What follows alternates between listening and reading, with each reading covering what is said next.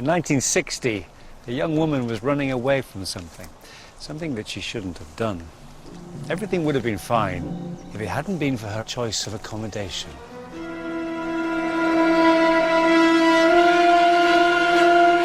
After that, horror cinema and taking a shower would never be quite the same again.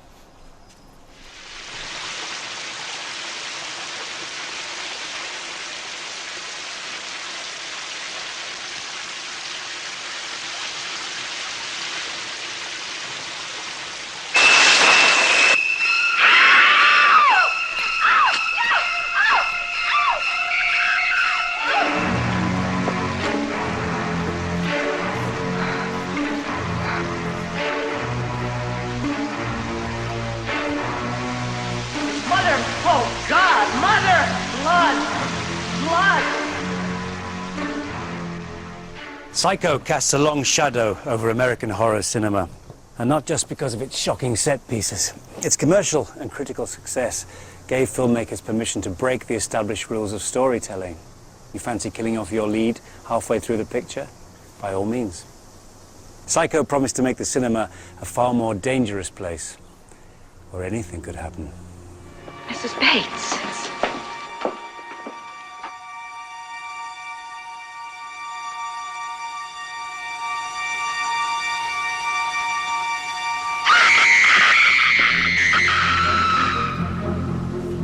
It took a few years for this promise to be fulfilled, but when it was, an explosion of American films dragged horror kicking and screaming into the present day. With their contemporary settings and uncompromising content, they remain controversial.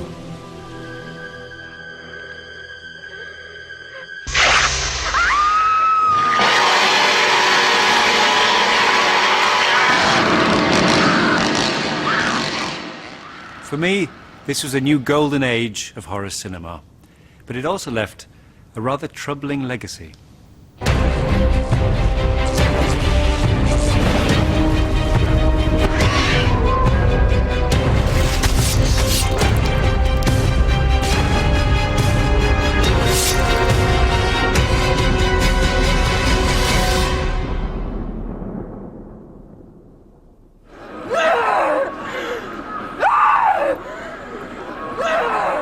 It's a May weekend in Los Angeles, and I'm learning the correct way to film someone stabbing you with a large twig. It's all down to getting the correct angle for the blood splatter. 60-degree boil wash, while she's at it.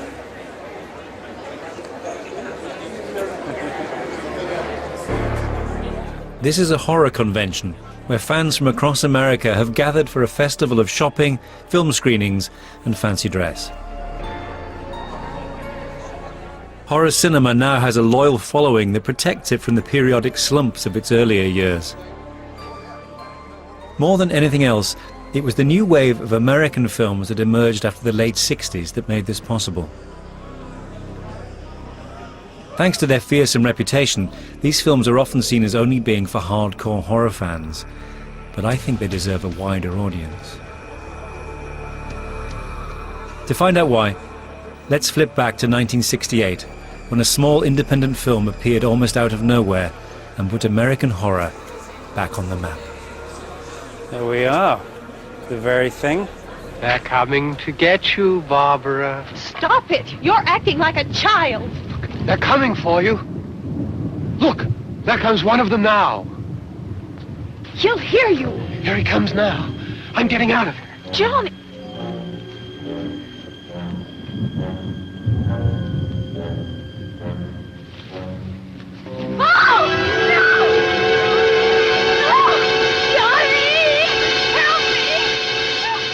In Night of the Living Dead, director George A. Romero reinvented zombies as a non-supernatural, thoroughly modern menace. I was very struck again watching it recently how really, really good the zombies are.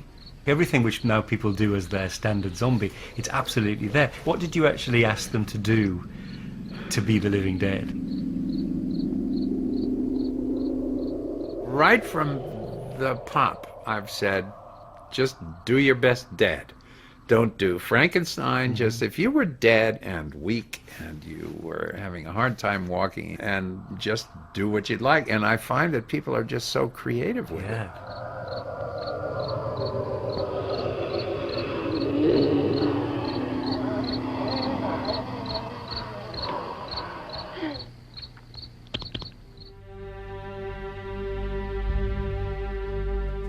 Like Psycho, Night of the Living Dead was made cheaply and resourcefully, shot by Romero and a group of friends at weekends. But unlike Psycho, it was made independently of the big studios. Free from the constraints of Hollywood, Romero could test the limits of on-screen horror. We decided from the beginning that we were going to push the envelope a bit, that we weren't going to cut away. We were going to actually show some of this. We didn't know how much. We didn't know how much the actors would be willing to do. And there's a shot that I particularly remember where this zombie has a liver. The thing is obviously real, and it's squishy, and I mean, it gave me a bit of pause. And then we said, let's let it all hang out.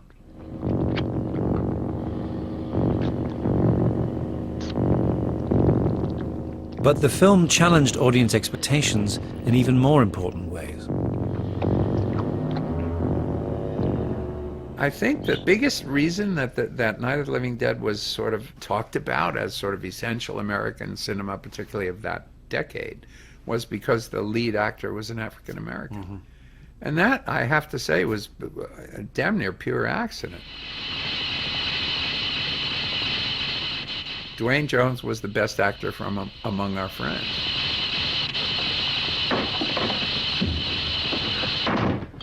When John Russo and I wrote the script, we were thinking of this guy as a white guy. It's all right. But when he became African American, the film became so much stronger. Yeah.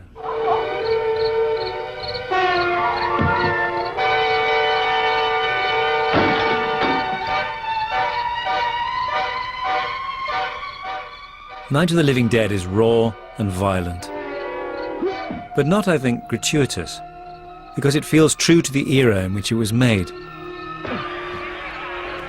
One of civil rights protests, political assassinations, and the Vietnam War. This is the horror film as social commentary, a metaphor for America turning against itself, enhanced by Romero's satirical but quite convincing fake newsreel footage. Okay.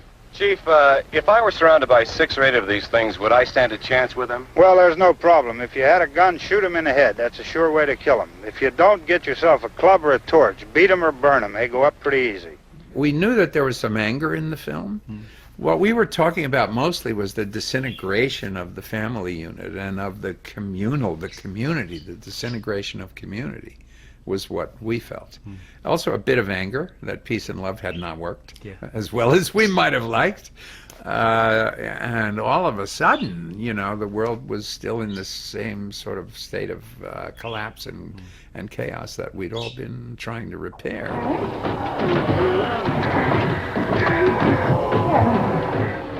Romero's zombies owe nothing to the supernatural. It's suggested that this outbreak of the undead may be the result of radioactive contamination, and somehow this just adds to the film's unflinchingly bleak tone, in which even children turn against their parents.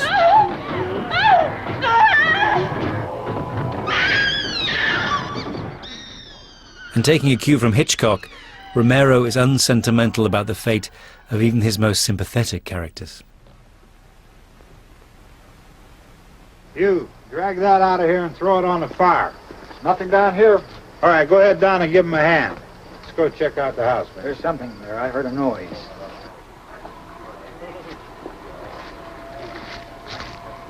All right, Vince, hit him in the head, right between the eyes. We were able to actually completely finish the film, make an answer print, the first print of the film. And we were driving it to New York, one of my partners and I, and the first print of Night of the Living Dead is in the trunk of our car, and on the radio, along the drive, we heard that Martin Luther King had been assassinated. Good shot.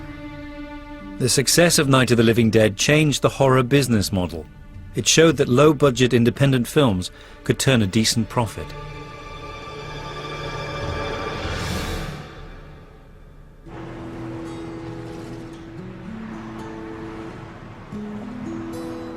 Other young directors picked up their lightweight cameras and followed Romero's lead. I've come to a Los Angeles suburb to meet the mild-mannered gentleman responsible for perhaps the most notorious of these films. He says it all goes back to stories from his childhood about the infamous real-life killer, Ed Gein. My Wisconsin relatives would tell me about this man, Ed Gein, that had been taken in custody, and that they found human skin lampshades and human skin furniture. Maybe there were body parts in the refrigerator. It seemed like, the boogeyman. I mean, I had enough information to scare the hell out of me.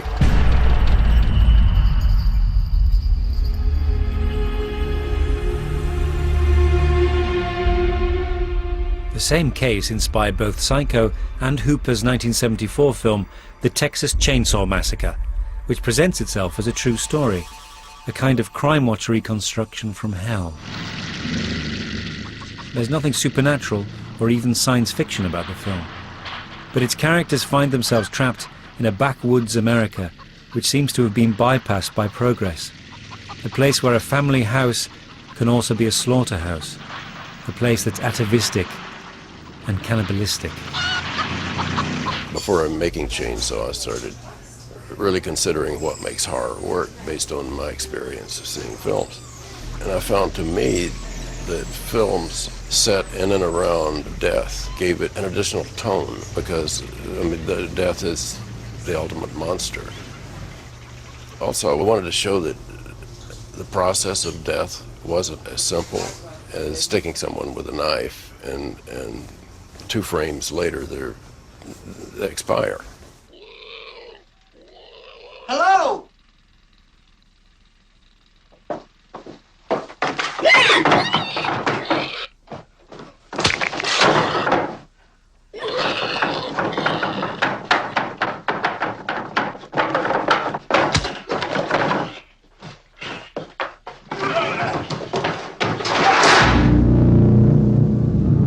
The film's bogeyman is Leatherface, a massive former slaughterhouse worker forever hidden behind a mask made from someone's skin, and perhaps the first iconic American horror monster since the 1940s.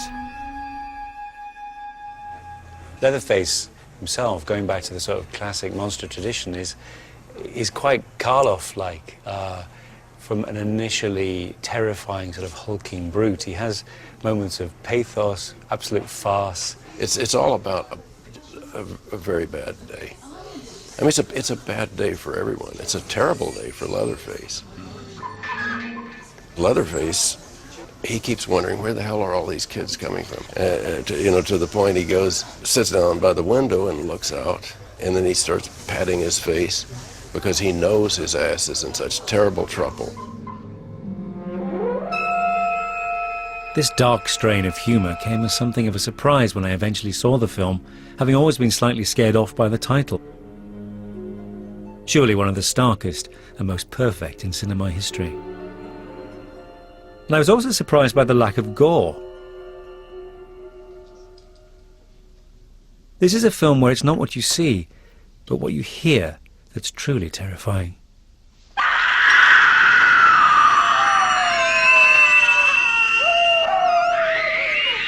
But the sound design is so great that there's a sort of pneumatic drill, almost subliminal again, kind of pounding away, and Sally's screams become so endless, it starts to freak you out, I think. The whole thing becomes like a genuine nightmare. The screams that she was making were so real that you felt the sound went into you and you knew it was the sound of truth.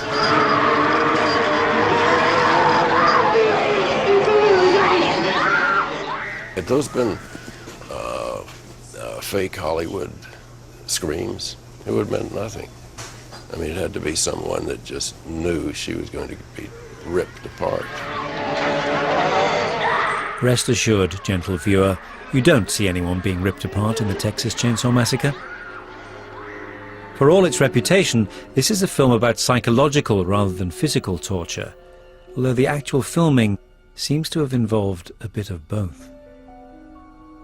The real sense of insanity came from it was 117 degrees in that house. The hot lights started cooking the props. The cast and crew would run to the window and heave, you know, because of this nauseous odor of dead things. Give me the hammer! That length of time under those conditions, everybody got a little crazy.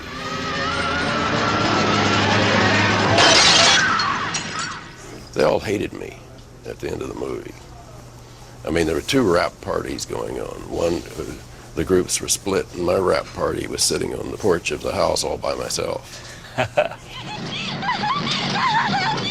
Low-budget independent films brought a new realism and immediacy to horror, taking their inspiration from television news and documentary rather than the Gothic tradition.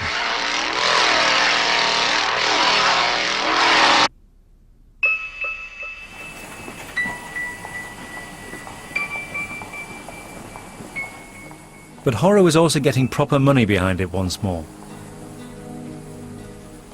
The big Hollywood studios had been rediscovering horror.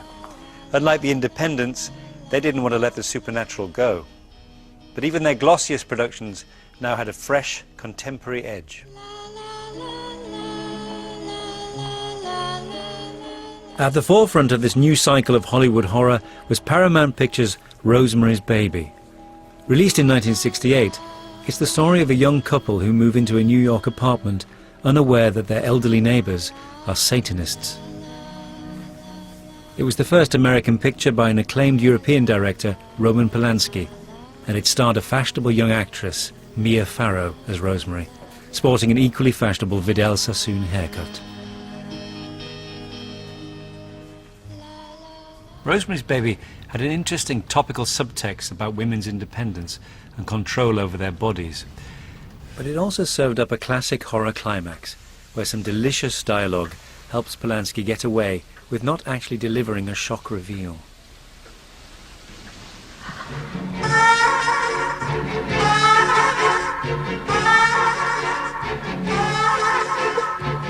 What have you done to it? What have you done to its eyes? He has his father's eyes.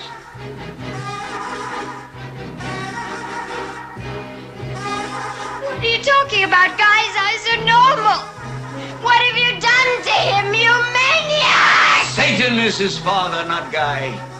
He came up from hell and begat a son of mortal woman. Hail Satan! Hail Satan! Satan is his father. Hail Satan indeed. Rosemary didn't just give birth to the devil's baby. She spawned a whole brood of films about demonic children. Looking back, it's clear why this theme may have resonated with American audiences. At the time, a generation gap appeared to be opening up between the establishment and young people. The model clean-cut youth of America seemed increasingly to have been replaced by shouting, swearing, angry young men and women. It was like they'd become possessed.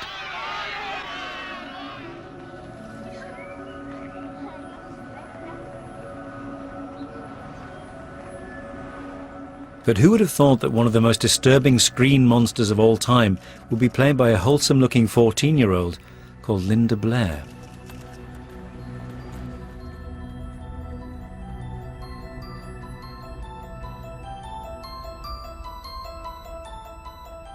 Whilst Rosemary's Baby has a sly sense of humour, The Exorcist takes good, evil and religion very seriously.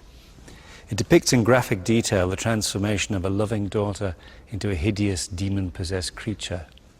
It's a tough film to watch at times, even for hardened horror fans.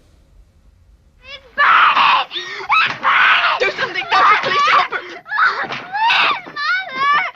In scenes like this one, director William Friedkin veers between an intensely physical evocation of the child's pain and suffering and bursts of unexpected, foul-mouthed violence. All right, let's see what keep away!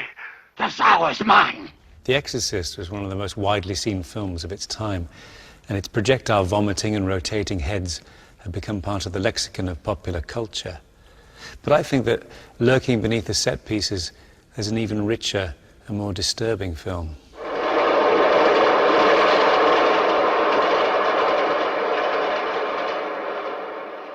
There's one particular setup and payoff that I find very effective. This is Father Damien Karras, the closest thing the film has to a hero, a man wrestling with his own guilt and doubts. Father, could you help an old altar boy? I'm a Catholic.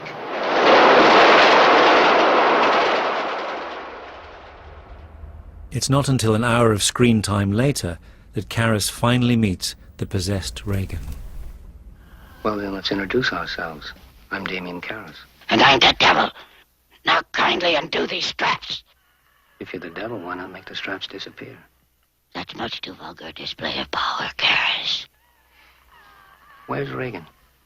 In here, with us. Show me Reagan and I'll loosen one of the straps. Can you help an old altar boy, Father? Can you help an old altar boy, Father? For me, that simple echoed line is the most disturbing moment in the film. Perhaps because it suggests an omnipresence of evil, that the devil is always watching us and taking notes. Helped by some enthusiastic endorsement from Catholics, after all, it's a film where priests save the day, The Exorcist proved even more successful than its makers had expected.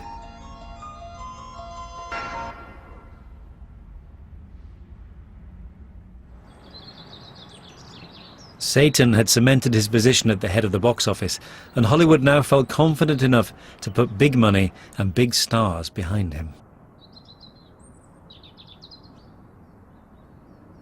1976 saw the arrival of what is arguably the first horror blockbuster. Even though it was an American production with American stars, the film boasted a fine British supporting cast and a host of memorable British locations such as this, All Saints Church in Fulham, site of a memorable impaling. The film is, of course, the fantastic The Omen. When the Jews return to Zion and a comet rips the sky, and the Holy Roman Empire rises, then you and I must die. From the eternal sea he rises, creating armies on either shore, turning man against his brother, till man exists no more.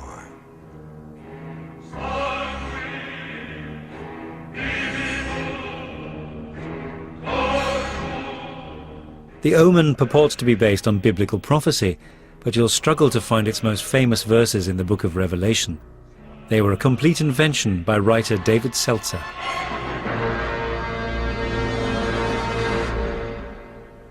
Digging into the book of Revelation, I just fell in love with the mythology and the characters and the plots and the preposterousness of the whole thing. And I thought, I'm going to do something preposterous and it's going to look real.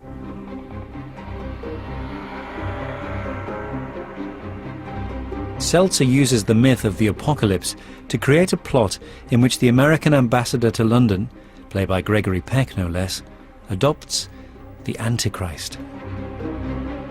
Satan has determined to place his child in a position of political influence and power in the United States. He uses me, my wife Lee Remick, and me as vehicles, dupes, so to speak. And we don't know that it's the devil's child.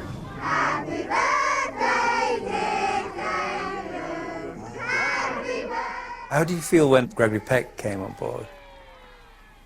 Gregory Peck made the movie happen. Before Greg, I knew him. Before Gregory Peck, I don't want to be one of these Hollywood assholes, before Gregory Peck came aboard, it was a whole different kind of movie. It was a B movie. The original cast was Charles Bronson in the Gregory Peck role, playing the ambassador to the court of St. James. I don't think so. Suddenly, Gregory Peck agreed to do it. Was in love with it. The fact that he brought this straight face to it, this incredible dignity, is what made it work. Charles Bronson would have made it a joke. A supporting cast of respectable British actors, including David Warner, lent The Omen added gravitas. Do you think a key to the film's success is the fact that everyone plays it with a straight bat? Oh, absolutely. There was no tongue-in-cheek. There was no sending out. It was played absolutely for real. Peck, before one scene, just said, if we can convince them with this, we all deserve Oscars. And that's what he said. You can see the challenge Warner and Peck faced in this piece of textual exegesis. And as for the rise of the Roman Empire, scholars think that that could well mean the formation of the common market, the Treaty of Rome. Bit of a stretch. Yes, well, what about this? In Revelations it says, he shall rise from the eternal sea.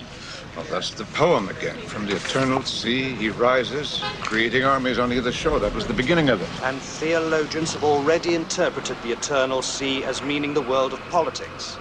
The sea that constantly rages with turmoil and revolution. So the devil's child will rise from the world of politics.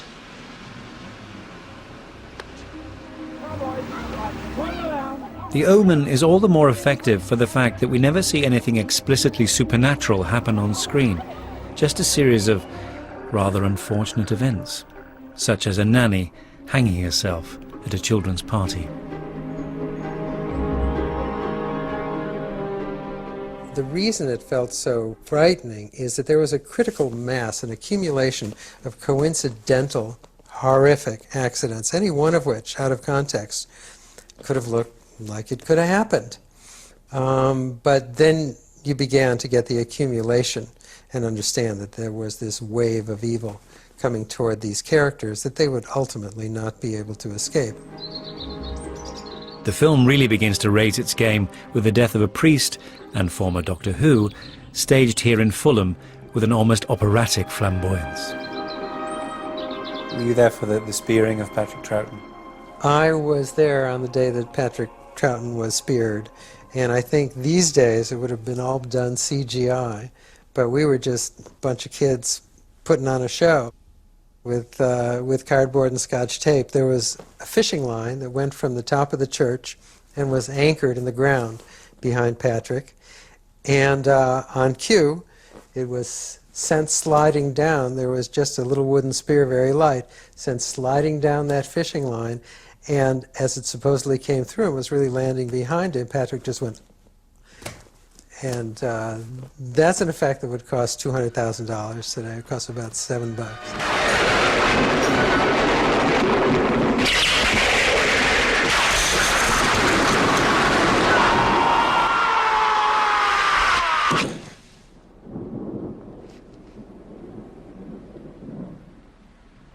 Of course, it could be argued that next to The Exorcist and Rosemary's Baby, The Omen is rather unsophisticated fare, but it's really a different beast. It's a compact, highly efficient studio thrill ride that owes more to the set pieces of films like Jaws than it does to the slow-burning traditions of Val Lewton. But what the film does share with Lewton is panache and ingenuity, no more so than in one of the greatest on-screen deaths in horror cinema, staged by director Richard Donner with startling originality. The way I'd written it was that the David Warner character is bending down to pick up these daggers, and a construction crane carrying a huge piece of glass drops it. And Dick put it on a horizontal plane.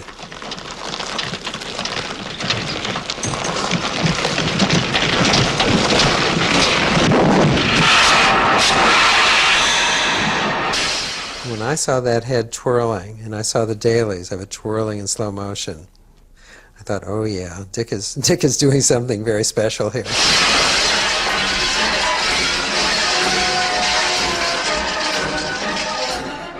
Do you have any idea what happened to your severed head? I lost it in the divorce.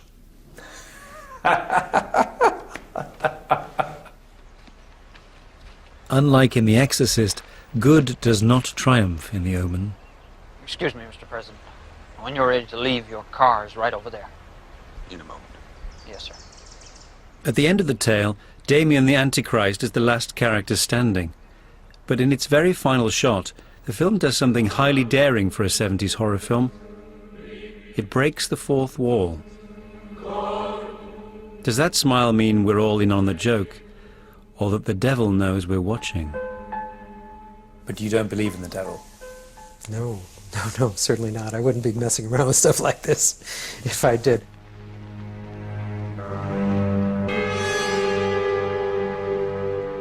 The figures spoke for themselves, and Hollywood now felt able to embrace horror to an extent unmatched since the 1930s. There's a fascinating footnote to these big studio extravaganzas. Independent filmmakers hadn't entirely given up on the supernatural. One of my favourite horror pictures of the 70s is a little-known, low-budget effort from George Romero called Martin. It's a vampire film, but with an intriguingly modern twist. Martin is a vampire who looks like a teenage boy, or possibly just a teenage boy who thinks he's a vampire.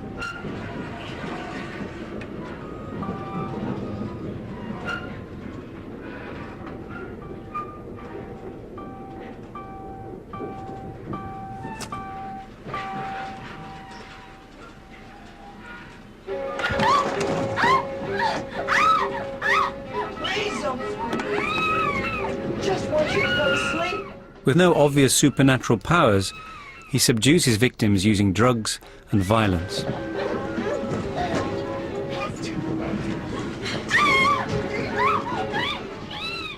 I didn't want to do another strictly horror film, and so I initially said, well, let's do a spoof. Initially, that was my idea. Let's do a spoof.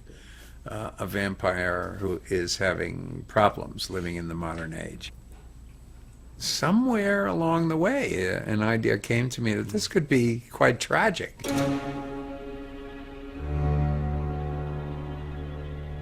The film cleverly straddles the classic supernatural and contemporary secular strands of horror cinema.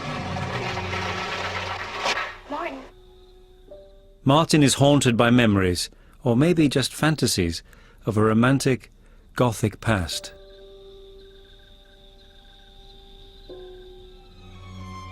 But in reality, he's a shy, deeply lonely figure who struggles to communicate with women.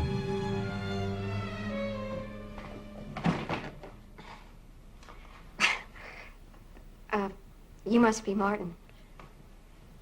Is Tatakuta home yet?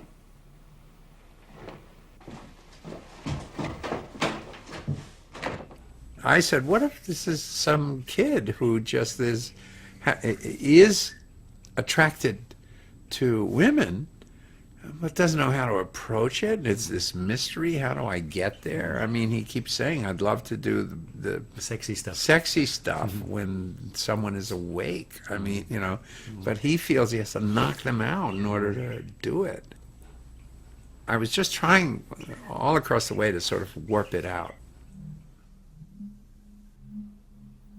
Romero confronts head-on what other filmmakers were only prepared to imply, that vampirism is little different from rape, no matter how much Martin tries to romanticize his actions.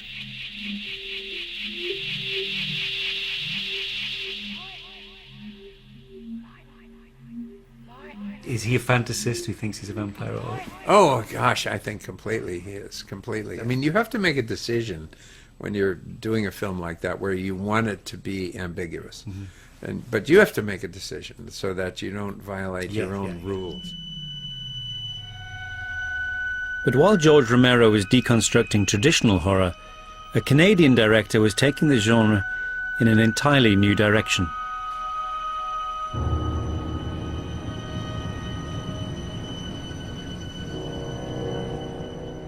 Even the mention of the name David Cronenberg is enough to strike terror into the hearts of lesser mortals. Where better to contemplate the work of David Cronenberg than here at the Canadian Academy for Erotic Inquiry, subject of one of his early short films. It's not real, of course. But Cronenberg's work is replete with fictitious clinics and institutes where outlandish research results in physical and often sexual transformations. Perhaps it's true to say that if there was a Canadian Academy for Erotic Inquiry, Cronenberg would definitely be in charge. But then he tells me that everything is erotic, that everything is sexual. Do you know what I mean? He tells me that even old flesh is erotic flesh. That disease is the love of two alien kinds of creatures for each other. That even dying is an act of eroticism. That talking is sexual. That breathing is sexual. That even to physically exist is sexual. And I believe him. And we make love beautifully. Shivers, also known as The Parasite Murders and They Came From Within, was Cronenberg's first full-length feature, and it perfectly encapsulates his abiding preoccupation with sex and body horror. It explores what happens to the inhabitants of a plush Montreal apartment block when they're infected by an outbreak of venereal parasites.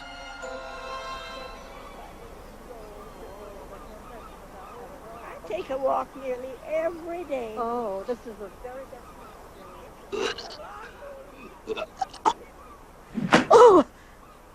Oh, good heavens.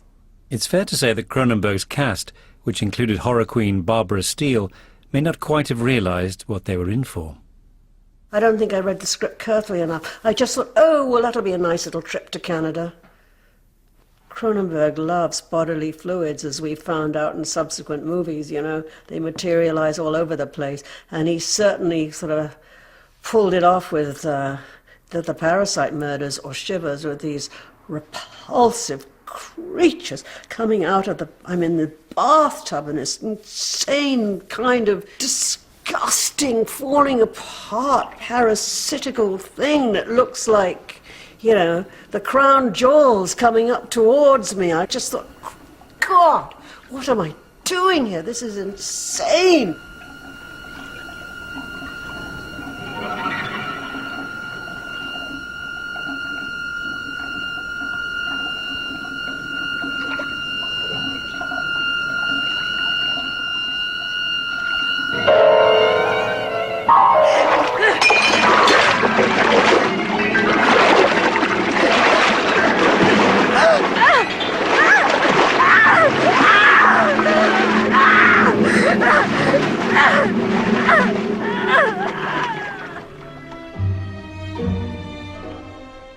Watching Shivers is a strange experience, as if we're observing a live experiment at the Canadian Academy for Erotic Inquiry. Cronenberg makes no real effort to get us to sympathise with his characters, many of whom start off as a rather bland, repressed lot. The effect is to make us watch with fascination as much as fear, as the parasites spread by releasing everyone's sexual urges. Let's kiss, kiss.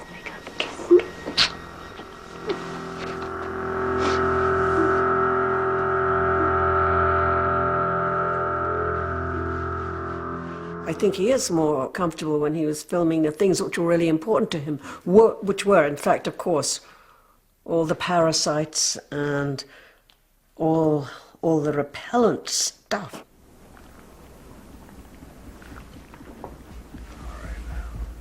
The relentless, squelchy detail of Shivers was pioneering in the mid-70s, easily written off as a gratuitous way of achieving shock through disgust.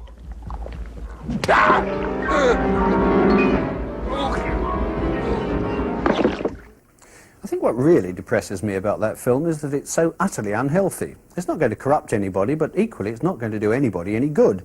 Its after effect is to leave you with a memory of obscene and ugly images, and who needs that?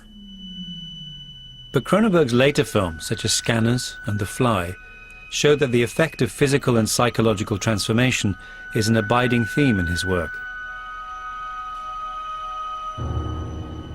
He often suggests it should be accepted rather than feared, perhaps like our own experience of disease and aging.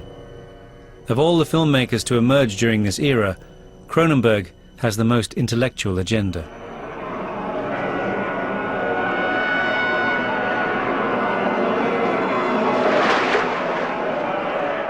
The film ends with the parasites triumphant, free to spread and infect the rest of society.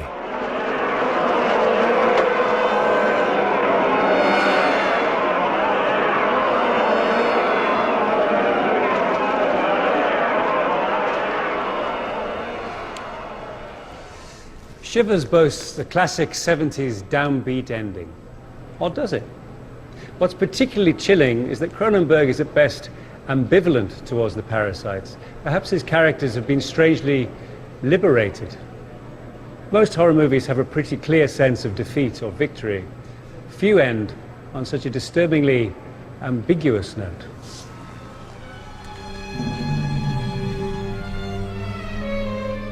Remarkably, Cronenberg's full frontal assault on Canadian values was partially bankrolled by taxpayers' money through the National Film Development Fund. Questions were asked in Parliament, but the fuss died down when it emerged that Shivers had become one of the most profitable Canadian pictures ever made.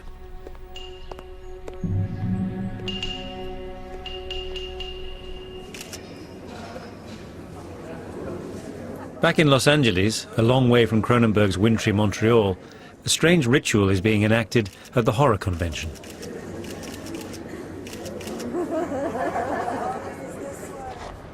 This is a zombie walk, an increasingly popular pastime amongst fans who delight in dressing down and letting their inner ghoul rip.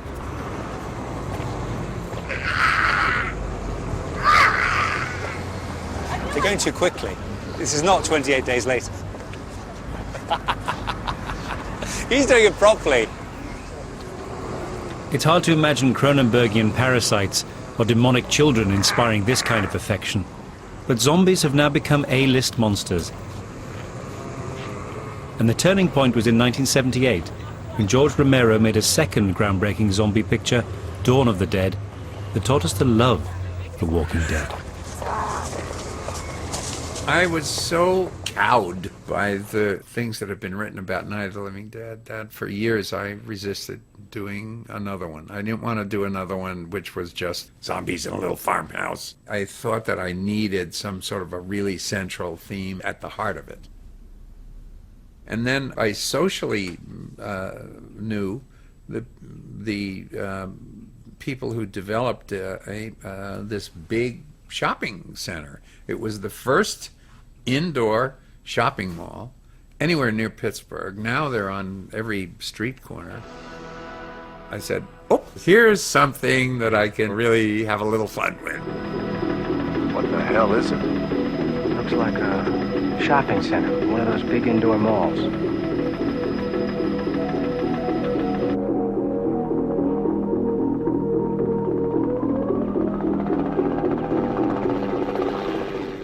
This was the first one of these. Kids, this was not the social hangout. This is not where all the teenagers went every night yet.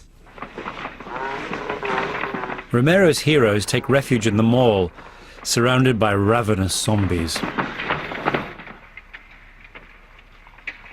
The film is almost prophetic as a satire on, quite literally, mindless consumerism. They're still here. They're after us. They know we're still in here. They're after the place. They don't know why, they just remember. Remember that they want to be in here. What the hell are they? They're us, that's all. There's no more room in hell. I suppose the zombies are the ultimate consumer. Do they? They go back to the mall because it's what they've always known. It's their sort of Valhalla. Seeing them walking the corridors, it actually occurred to me that this is us. This really is us.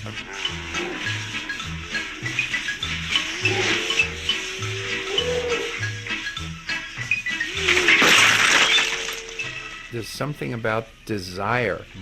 Zombies desire to be us. They desire to eat us. And we desire running shoes and stuff. You know, candles that smell nice. Is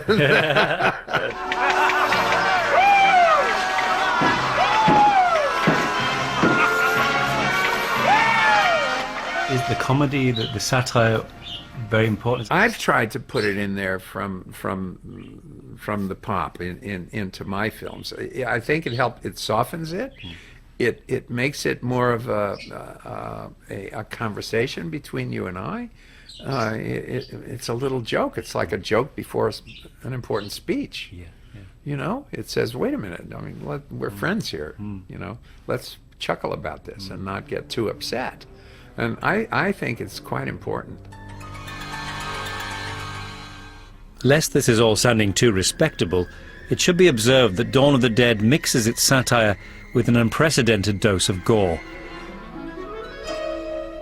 It had one of the highest body counts of any film to date, although in fairness, most of the bodies were already dead.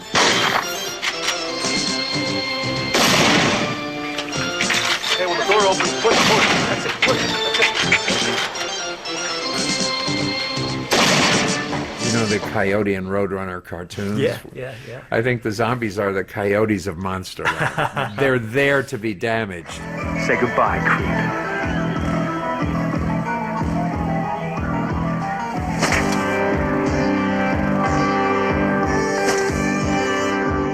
I don't know what forgives it, what makes it, they're just so sort of schlubby. There's a certain kind of an enjoyment that comes from seeing the coyote fall off the cliff. But take it from me, they're still best kept at a distance. Oh, it's you guys. Not the suit, it's Armani.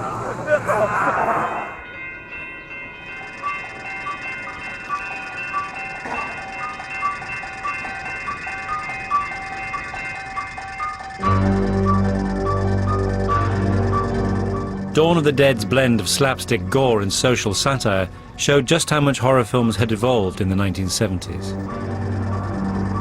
But the shadow of Norman Bates was about to fall across small-town America in a film which went right back to basics. It's so lame to scare us out of our wits.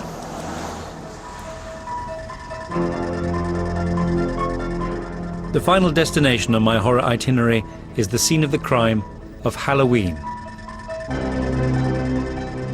Made in 1978, it sees the murderous masked figure of Michael Myers stalk babysitters in the midwestern town of Haddonfield, Illinois. It's one of the most convincing locales ever featured in a horror movie, but most of it was filmed by director John Carpenter in the Californian suburbs of South Pasadena. John, what drew you to Pasadena for a location? Well, if we look around, it's the trees, it's the houses, it's the feeling of the streets, it's the way the lawns are kept up. It feels very middle America to me, in a kind of an idealized way. I mean, truly, they're not houses like this. It's just a beautiful area. There's something about my youth in Halloween nights or at night in the little town I grew up in Kentucky. There's the same kind of feel to it. Nobody was around. Nobody went out. The bleakness is the issue. I wanted the empty streets. I wanted it quiet, almost like a ghost town.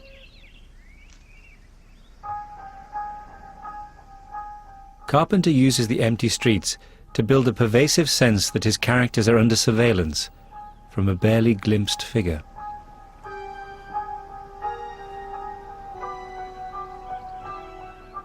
We just didn't have any money. So you had to rely on seeing him, not seeing him, all sorts of tricks.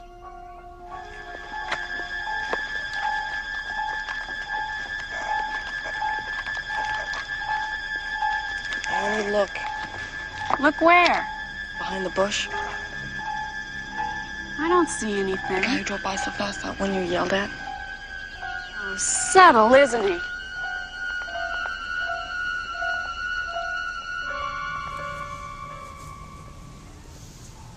Halloween wasn't the first film to have a faceless killer terrorizing a bunch of teenagers, but its sheer visceral power and the skill of Carpenter's direction gave it an impact and a success beyond any of its predecessors. More than any other film, Halloween ushered in the age of the slasher movie. The scariest scene in Psycho is when Arbogast comes up the stairs.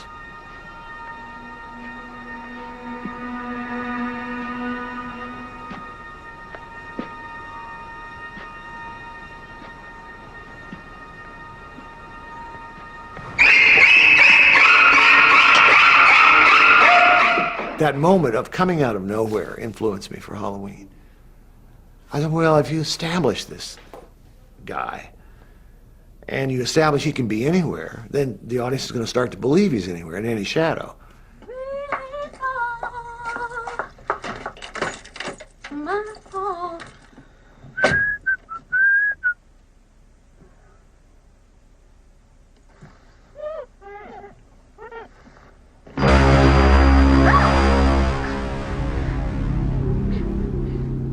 It's with this increasing sense that the killer is omnipresent that Halloween becomes a true horror film, something much more than just a well-executed thriller.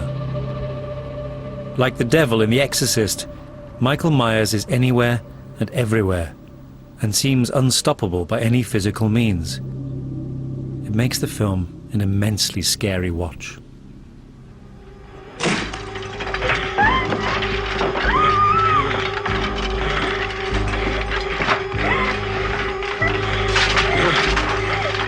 I watched it with an audience, and I've never heard screaming like this. Just out and out screaming.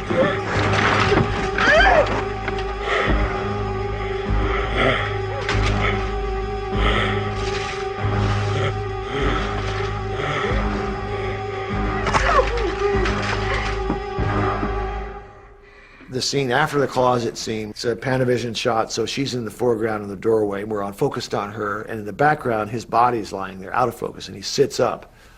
The place goes nuts.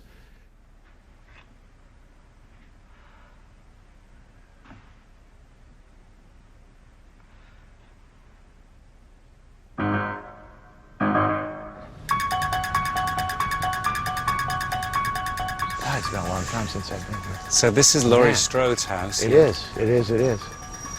Wow. We have a little shrine set up here. Little shrine. On its perfectly timed release at Halloween in 1978, Carpenter's film became an enormous success. Apparently there are Halloween tours, stabathons around this neighborhood. How do you feel about that?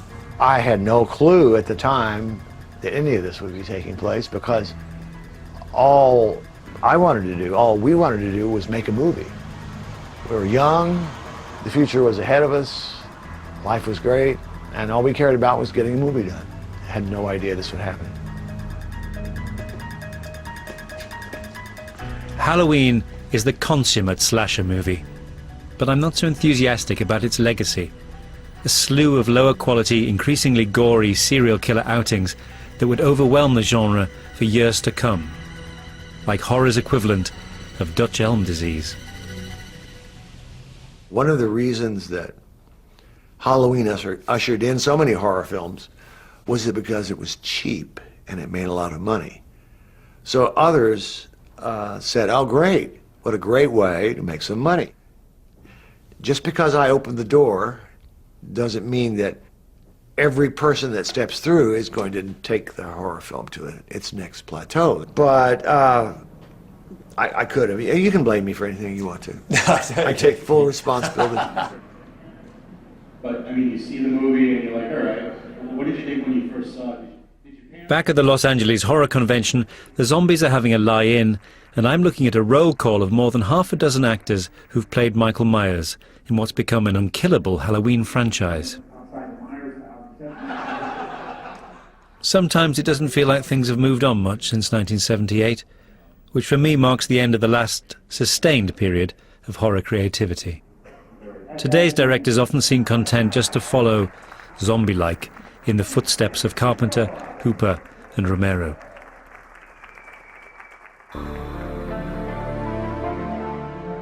Yes, there have been standout single films, and some splendid flourishings in places like Japan, Spain, and Mexico.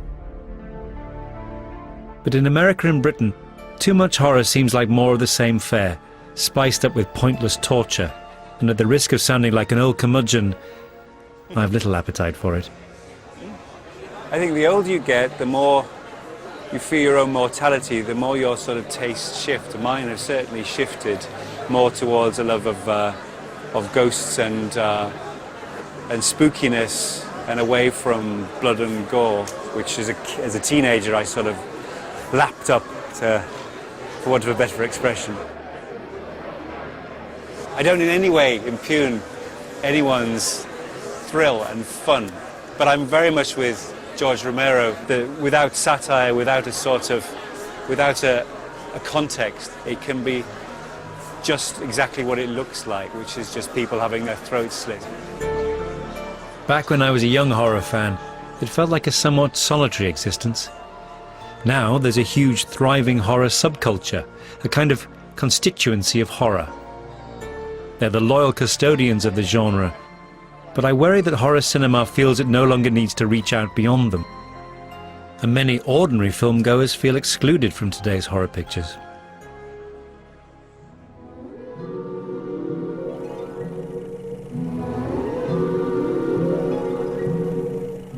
Making this series has reminded me that great horror can be highly personal and speak to a wide audience. And I hope I've been able to share my enthusiasm and even make some converts to the horror cause. After all, it's always nicer to have plenty of company in the cinema. Otherwise, who knows what could be lurking in the shadows. Can you help an old altar boy, Father?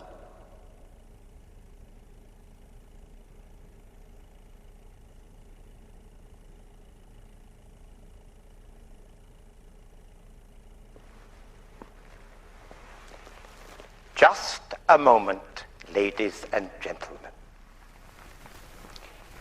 We hope that the memories of zombies, Leatherface, Michael Myers and company won't give you bad dreams. So a word of reassurance. When you switch off the television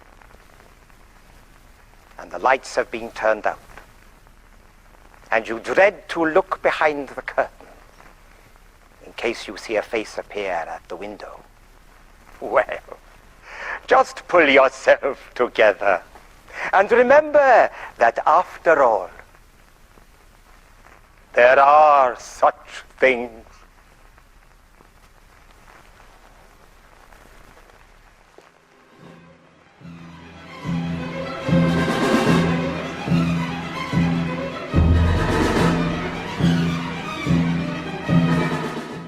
Stay with us, there's classic horror coming up next with Dawn of the Dead. And then at 10 to 11 on Wednesday, don't miss the sci-fi horror film Scanners as we venture into the terrifying world of mind control.